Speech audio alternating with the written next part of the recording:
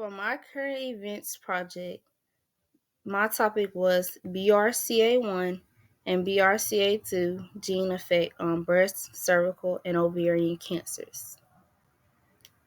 The first question I thought people would ask was, what are they?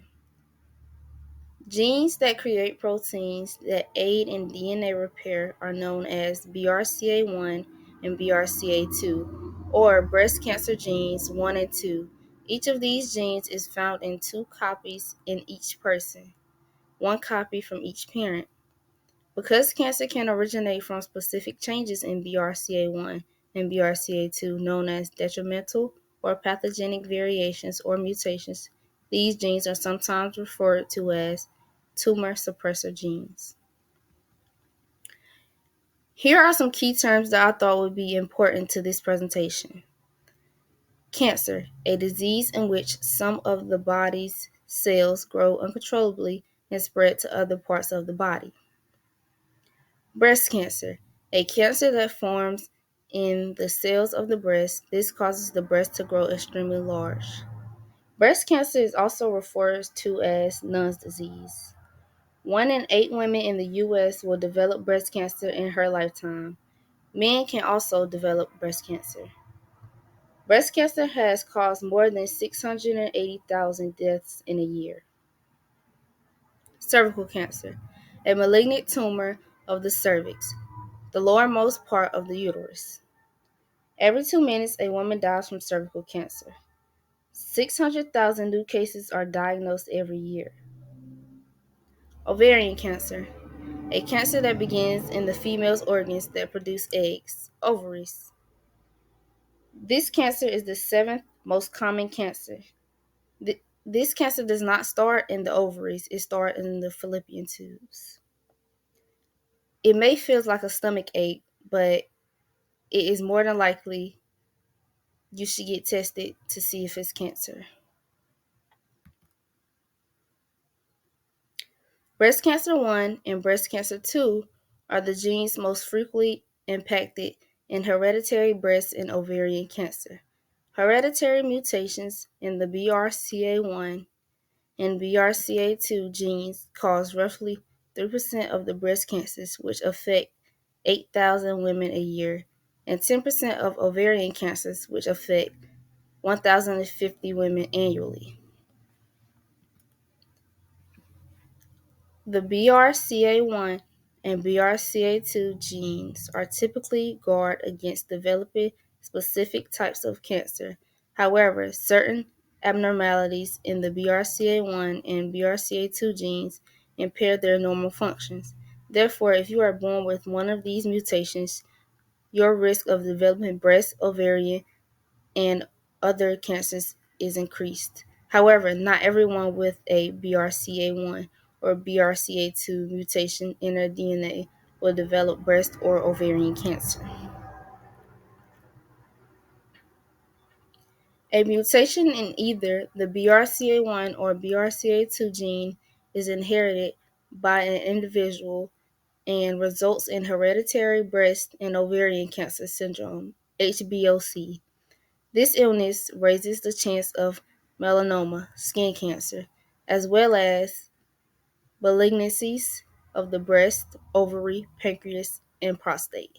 Additionally, genetic testing will enable you to determine whether you carry a BRCA gene mutation that raises your risk of developing HBOC. The second question people asked was, how much does a woman's risk of developing breast and ovarian cancers rise if she has an inherited damaging variation in BRCA1 or BRCA2? In the general population, 13% of women will get breast cancer at some point in their lives. By the time they are 70/80 years old, 55% to 72% of the women who inherit an unhealthy BRCA1 mutation and 45 to 69% of the women who inherit a bad BRCA2 variant will have breast cancer. There are several factors that influence a woman's risk, some of which are still being completely investigated. Approximately 1.2% of women in the general population may get ovarian cancer at some point in their lives. On the other hand, by the time they are 70 to 80 years old, 39% to 44% of women who inherit a deleterious BRCA1 mutation and 11% to 17% of women who inherit a hazardous BRCA2 variant will have developed ovarian cancer.